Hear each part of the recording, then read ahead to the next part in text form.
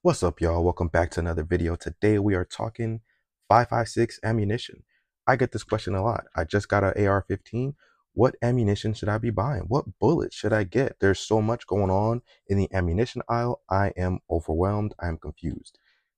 That's what we're going to be talking about today. My goal is to simplify this and dumb it down as best as I can so that you can understand. With my channel, one of my biggest goals is to make information when it comes to gun stuff accessible to everybody. And one of the biggest ways and one of the easiest ways that we can grow our community is spreading information and making it easier for people to understand. So not overcomplicating, not using big words, and just breaking things down in simple, basic ways. You guys enjoyed that 9mm video I did. So we're talking 5.56 today. So, all right, how do I pick the ammo? All right, I'm in the ammo aisle. How do I pick it? First of all, picking the right ammunition does not start in the ammunition route. In the ammunition aisle, it doesn't start with the round. It starts with your rifle. You start at the rifle to try to figure out which ammunition you need to use. And the best way that I can describe that is, I'll show you guys. I like to break things down so that, again, they're easier to understand. Let me move this out of the way. We're going to break it down in 3 easy steps. So first, rifle chambering. And don't mind my handwriting, it sucks. Second, we're going to go barrel length. And then third, it's application. Now, rifle chambering, barrel length, application. This is how we're going to figure out what ammunition we're going to use. First, in the rifle chambering part, 2 pieces. What the actual chambering is, and the second one is the twist rate. And if you don't know what a twist rate is, I'll explain it. I'm sure you've seen gun tubers use that word and you probably confused with what it means. We'll go over that in a second. In the barrel length section, we're going to do 3 common lengths for barrels. We're going to do 11.5, 14.5, and we're going to do 16. Now, I understand there are more, but we're going to use these 3 common ones to explain the information. And then third is the application. So what are we doing? So we're going to do training. 2 would be SD, which is self-defense. And 3 would be BR, which is battle rifle, or you can use GU, general use, or GP, general purpose. So this is our framework.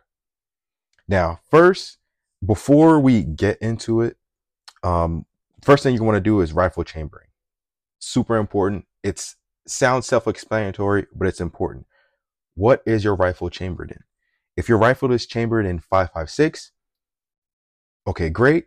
You can run 5.56 and you can run 2.23. Why is it important to know this, especially when it comes to 5.56? Because if you can shoot 5.56, you can shoot 2.23. Well, Darius, what is 2.23? If you don't know, 2.23 came before 5.56. 2.23 was there first. And then in the 60s, the US military came along and they said, we like this. We're going to tweak it a little bit. And then dubbed it 5.56 to meet their pressure / combat requirements, specifications they wanted. And 5.56 was born, been using it ever since. What's the difference between the two? They're pretty much the same with slightly different changes. So they're the same, but different, but still same. So the difference when it comes to 2.23 versus 5.56, we're talking pressure. That's really the biggest difference. And then the chamber, how the chamber is constructed. In 5.56, the chamber is a little bit bigger. 2.23, the chamber is tighter. The throw area is much tighter. And that's why the round for a 5.56, if you look at it, you may not be able to tell the difference between a 2.23 and 5.56, but the difference is there. Usually, you can look at it long enough. The shoulder of the case is more narrow with the 2.23 to fit those tight tolerances for the 2.23. Now, again, if you have a 5.56 rifle, you can shoot both 2.23 and 5.56. And that's important to remember because depending on where you live, one will be cheaper than the other. So you have an option to choose to shoot a cheaper option wherever you live with 5.56. So now, if your rifle is chambered in 2.23, you do not want to shoot 5.56 out of it because, again, the pressure differences, and it can malfunction and then you can get hurt. So you may not get hurt the first time, the second time, and nothing may happen the 50th time, but Shoot, you could be shooting it the 200th time and something happens catastrophic and you get hurt. So don't do it. So figure out what is it chambered in. So let's just assume that it's chambered in 5.56. All right, great. We can shoot both 2.23 and 5.56. That's awesome. Figure that out. Next is twist rate. What is twist rate? Now, the best way I can describe twist rate is, let's see if I can find, I'm going to find a prop here. I'm going to use my daughter's football that she's left in my office to explain twist rate. So imagine you're throwing a football. When you throw a good spiral, a tight spiral, you're out here doing your thing and the thing is moving. Super tight spiral, it flies straighter and it goes further because the spin is keeping it stable.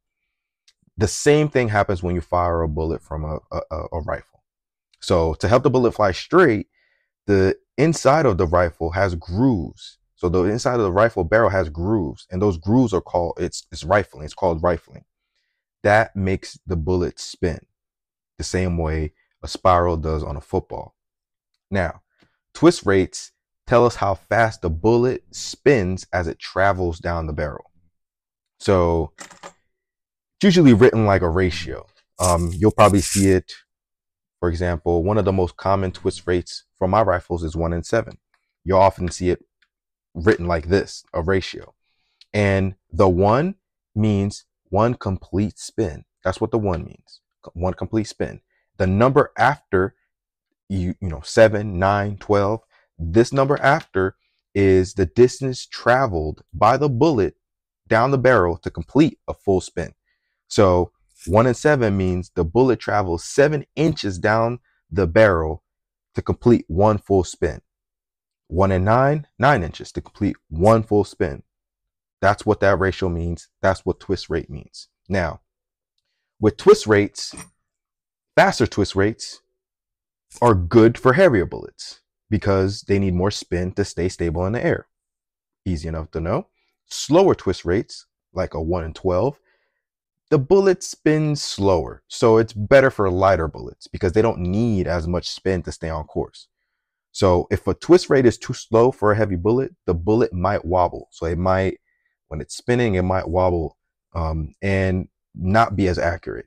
If the twist rate is too fast for a light bullet, the bullet might spin too much and become unstable.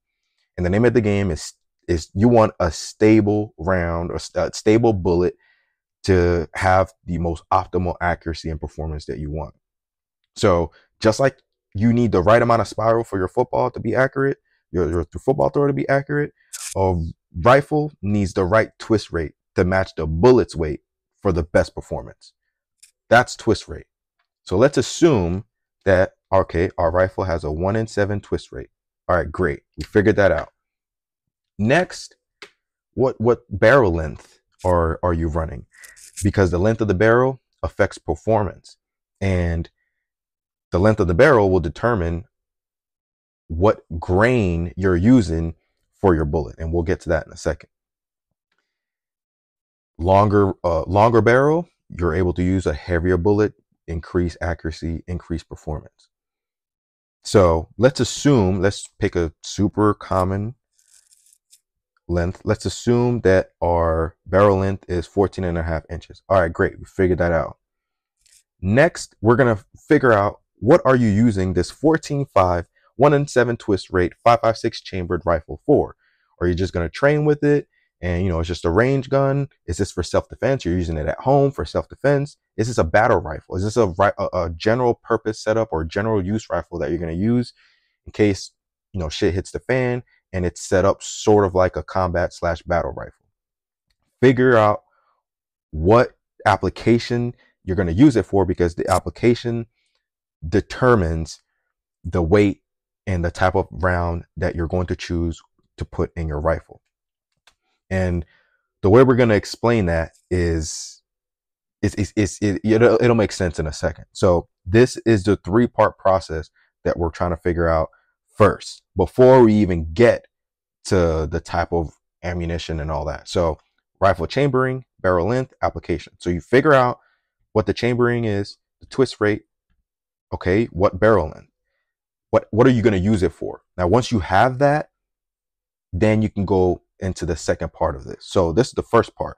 So up top, we're going to do 5.56, 1 and 7 twist rate, 14.5, and then application, let's say self-defense.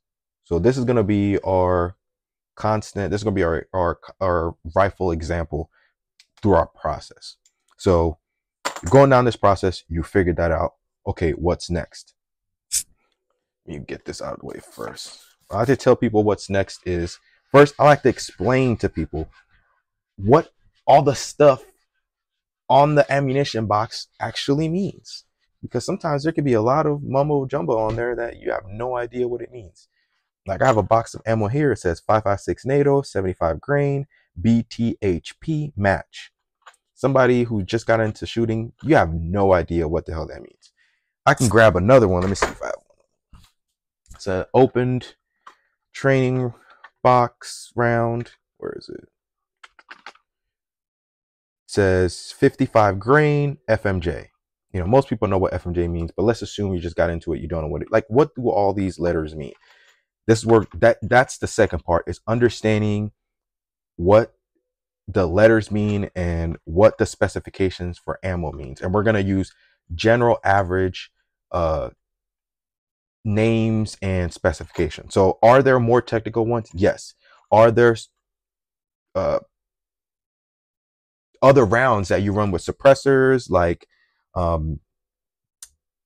rounds that, you know, don't crack this, we're not even going to get on suppressors and stuff like that. We're just going to keep it super basic. How do we read the box? What do those letters mean? The way I like to explain that is simple as well, because it's just like the 9mm. The pattern is always the same. It's always the brand plus the weight, so the bullet weight, plus construction, plus feature. And that is usually what makes up what you see on the box of ammo most of the time. And I can write down some examples so you guys, you know what I mean. So I'm gonna let me write down some examples. So 62 grain, FMJ, green tip. You guys probably heard of that one. 55 grain. Let's do JHPs, and then let's throw a match in there. Let's do another one. 64 grain, JHP. And then let's do a last one, 75 grain, BTHP. So, and I didn't do brands because we're not going to focus on one particular brand, but usually there's a brand in front of the weight. So brand, then the weight, 62 grams, 55 grams, 64 grams, 75 grams. Okay. Next is the construction. So full metal jacket, JHP, BTHP, plus feature. So this one says green tip. That's when they created this, the green tip was to differentiate the rounds, but I'm going to use green tip as the feature because when it comes to these 62 grain full metal jacket green tips, I feel like the green part identifies the feature, which they don't mention in the round, which is that it's a steel core. But we'll get to that in a little bit. Now, sometimes you'll have a box that has the weight plus the construction, or it has the weight plus a feature, or it has weight, construction, feature. For example, like we have here, 75 grain BTHP. What does BTHP mean? And by the way, there are many different types of construction and many different types of feature. So for construction itself, some examples of some construction for your knowledge: full metal jacket, so a lead core basically encased in a hard metal, and the tip is fully covered. So full metal jacket. And I'm going to write them down so you have it. So full metal jacket, hollow points, a bullet with a cavity in its tip, basically expands upon impact, super easy stuff. SP, soft point, OTM, open tip match. So a precision bullet, basically. It has a small hollow tip. It's designed for accuracy, not expansion. It's usually used for like precision shooting, long range accuracy, stuff like that. It's not designed for terminal ballistics. That's OTM. What's another one you might see? BT, ballistic tip. That's what that stands for right there. Now ballistic tip, it's basically, that's the type of stuff that you'll see with polymer tips designed to aid basically in aerodynamics. So it has a controlled expansion intention basically upon impact. So it combines the benefits of hollow points and soft points. So you can get accuracy and rapid expansion. So that's this one. Bonded hollow points, BHP. It's basically a hollow point, and it has a bonded jacket and core to prevent the separation upon impact. So that's a bonded hollow point. Then you have fragmenting rounds. So rounds that are basically designed to break apart upon impact. So it basically creates multiple wound channels. So, yeah, nasty stuff. Green tip. Now, I don't like to put green tips here as a construction feature because it really should be bonded. That's essentially part of that, but we can put that in there as well. I'm not going to write it down because I just don't want to put it on this list, but you can add that in there. Some people would. It's not an armor piercing round. I want to remind people, green tips are not armor piercing. Tracer rounds. So tracer rounds can be added as a construction type.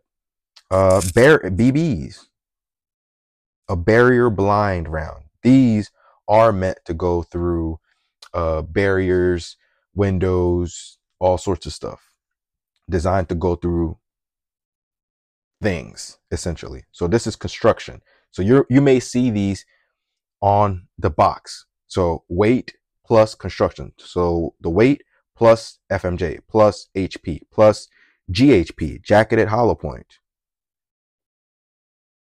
GHP, SP, soft point, OTM, like I mentioned earlier, and I'm going to put these in the comment in the description so you have access to it, but it describes the construction and how it's constructed.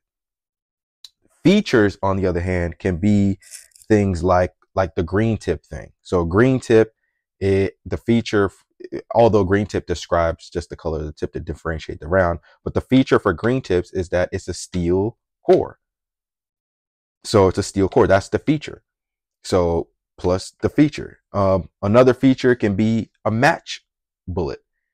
I don't know if you ever heard of a match bullet before, but that is a feature. A match round is basically a round created for maximum accuracy and precision. So it's for competitions, long range target shooting, basically any scenario that you need pinpoint accuracy. So those are match rounds. And what makes match rounds special and what they make them more expensive, is going to cost you more money, is that they have tighter manufacturing tolerances. So they're made with extreme precision. Every component is basically closely controlled to basically ensure maximum uniformity. So it reduces variations essentially. So variations between rounds. So it leads to more consistent performance.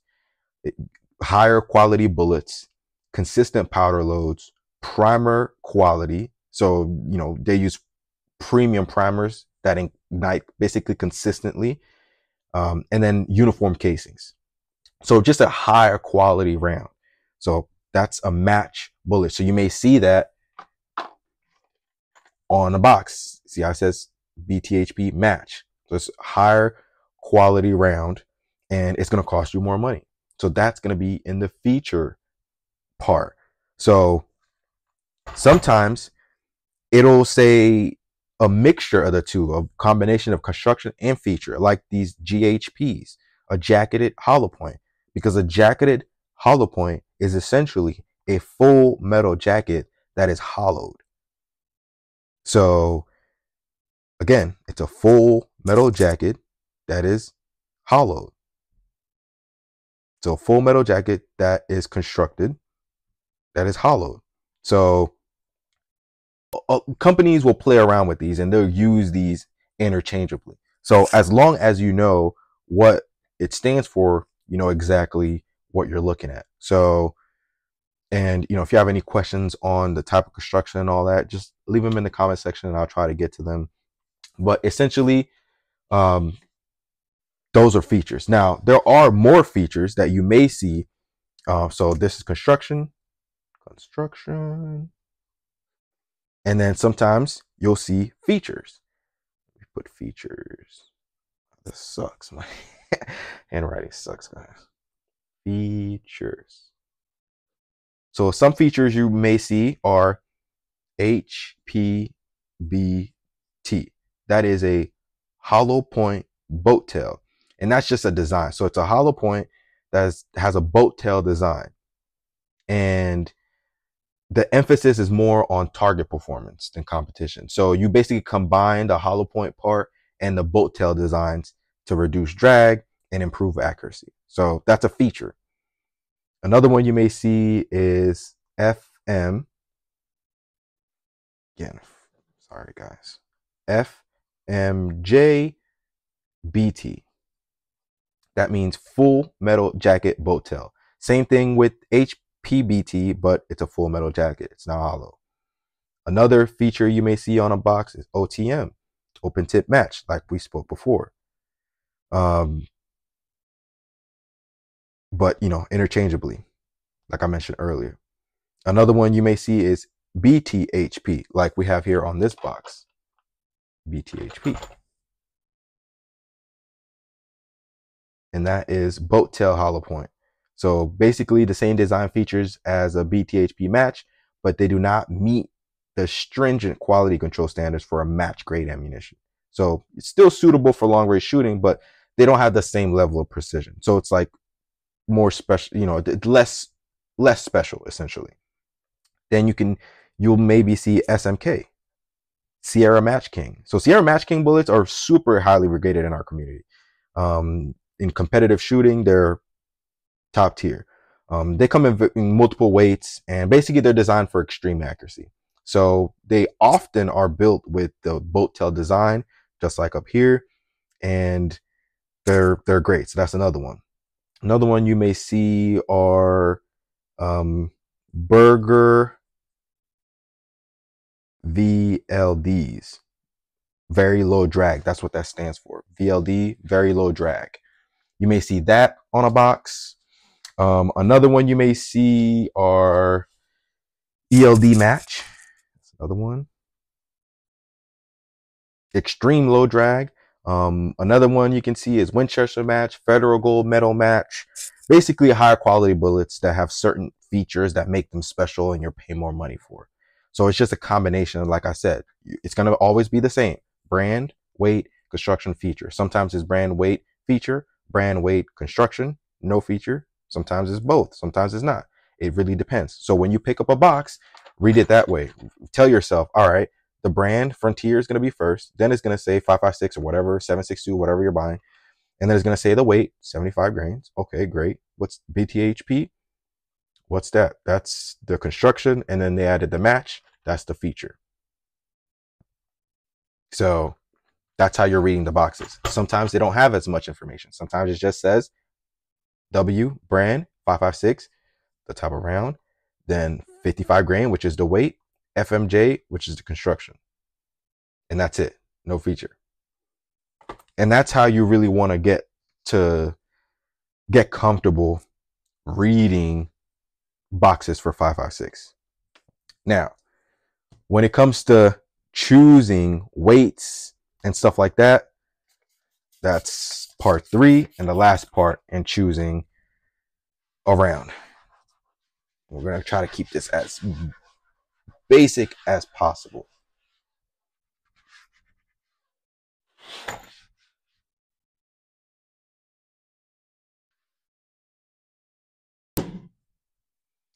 Now, when choosing weights, I like to give people, especially if you're new to it, I like to give people ranges, because when it comes to choosing ammunition for your rifle, this is not an exact science. A 11.5 rifle, shooting, 55 grain full metal jackets can kill somebody. So like all these rounds will work in your rifle and they can hurt or kill someone. What we're trying to do is we're trying to optimize performance. We want basically the best ammunition for the rifle that we have. So for example, if you have a V8 that the manufacturer said they recommend that you run 92, but you can run regular. Okay, you can get regular. You can. It's it's not a problem. But to get the most optimal performance and longevity out of that engine, out of that car, you should run that 92. And that's essentially what we're doing. And which is why I like to have ranges. So what we're going to do is we're going to put a range here so I can explain it. So 5.56, and we're going to break it down by that last part. Because remember, when earlier I mentioned when we're trying to figure out what ammunition that we're trying to use, we're going rifle chambering, barrel length, then application. So we already figured out the chambering part. We already figured out the length. Right now we're hypothetically using a 14.5, and then now we're figuring out application, and then we're going into bullet weights and figuring out which ammunition we're going to use. So we're going to put 11.5 in a section. We're going to put 14.5 in a section, and then we're going to put 16 inches in a section. And this is, again, general so that you have an idea of what I'm talking about. So first, we're going to put applications. So we're going to do train, SD, which is self-defense, and then BR, which is battle rifle or general use rifle. We're going to do the same thing for all three. And once you know all this stuff, you're not going to need paper. You're going to do this stuff in your head. In the ammo aisle. Battle rifle. All right. So three different, and the reason I like to lay it out like this, because you're going to see that a lot of these choices overlap. So there's no perfect science. You're trying to find what works best for your specific rifle, because all the rifles are different. They are built differently. They are done differently. Everybody's different. Trying to find the best ammunition for your rifle depending on what you're doing. So, and these are averages in my opinion. And what I try to tell people is for an 11.5, we're going to do 55 grain FMJ. This is what you'll generally see. Self-defense, you're going to see 62 to 64 grain SPs or HPs. And remember, we went over these features, and we'll talk about this some more. As a battle rifle for 11.5, you're going to generally see between 62 and 67 grain OTMs or BBs. All right. So now we're going to go to 14.5s. Now for 14.5s, again, you're going to see a lot of overlapping information, which is good because it's not a perfect science. So don't overstress it or overcomplicate it. So 14.5 for training ammo, we're going to be at 55 grain FMJ or 62 grain FMJ. Usually 55 grain is cheaper, so most of the time I'm going with 55 grain. But you can generally see a lot of people shoot 62 grain full metal jackets out of a 14.5. Pretty good choice. For self-defense, and let me put a line underneath this so it's legible. For self-defense, out of a 14.5, you'll generally see between 62 and 64 grain or 70 to 77 grain. And the reason you're seeing this or part as the length of the barrel increases is because you're able to do longer engagements with a longer barrel. So depending on what you're doing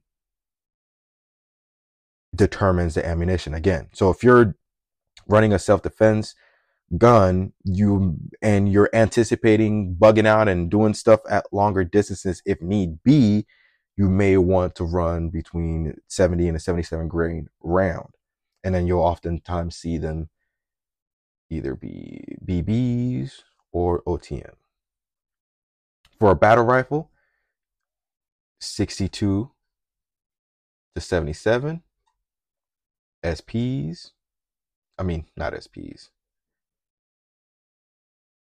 OTM. Or 62, 70 grain BBs or bonded. Out of a 16, you're looking at 55 grain FMJ or 62 grain. Sometimes you'll find some people are shooting 77 grain OTMs for training purposes. For self-defense, out of a 16, 62 to 64 grain SPs or HPs. Or, depending on what you're doing, distance, 77 grain OTMs or bonded. And then for a battle rifle, 62 to 64 grain as well. That's not true. Green tips or 75 to 77 grain OTMs or even 68 to 70 grain bonded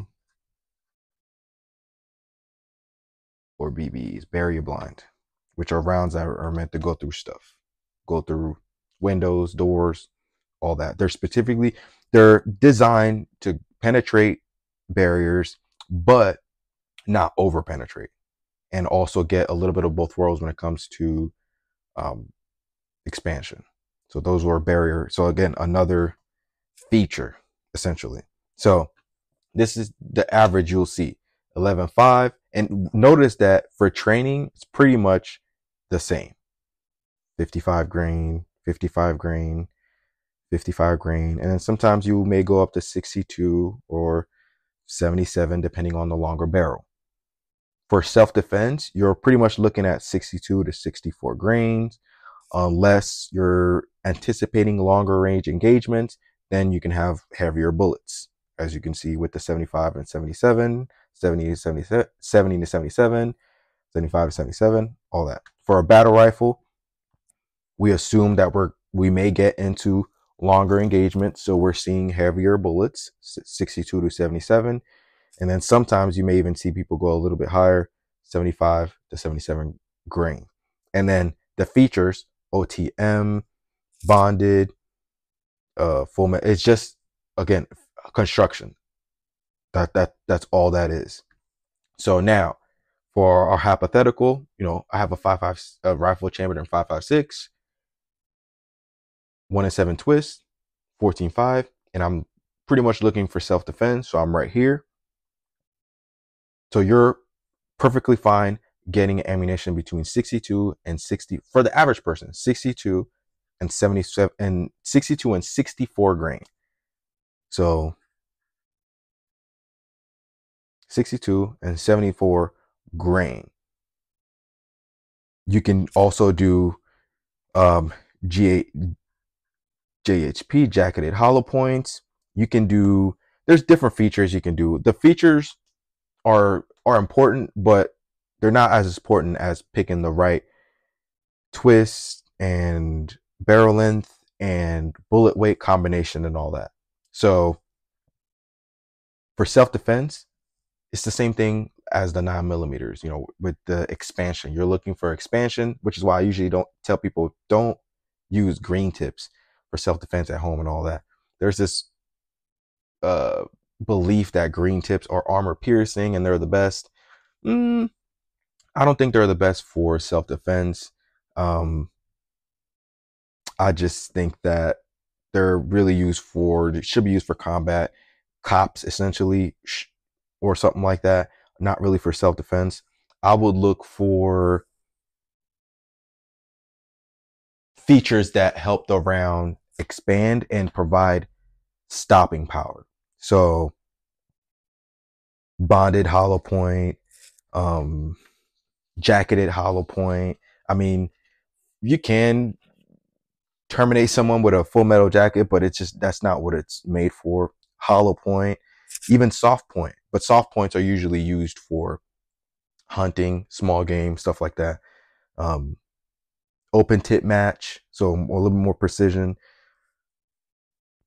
And I would say that you will be just fine. So that's how you read the box. That's how you choose ammunition. Again, when you look at the box, just figure out what do you need? What are you there for? What type of rifle that you have? What are you going to use it for? Okay, I'm going to use it for self-defense. The features that I need expansion, I need stopping power. So you're looking at jacketed hollow points. You're looking at bonded rounds. You're looking at soft point rounds. You're looking at, I mean, some people will put green tips in there, but again, I don't agree. You can even put barrier blind rounds in there because it combines penetration and stopping power, kind of like the best of both worlds. Or let's say you're doing longer distance shooting, competition shooting, stuff like that.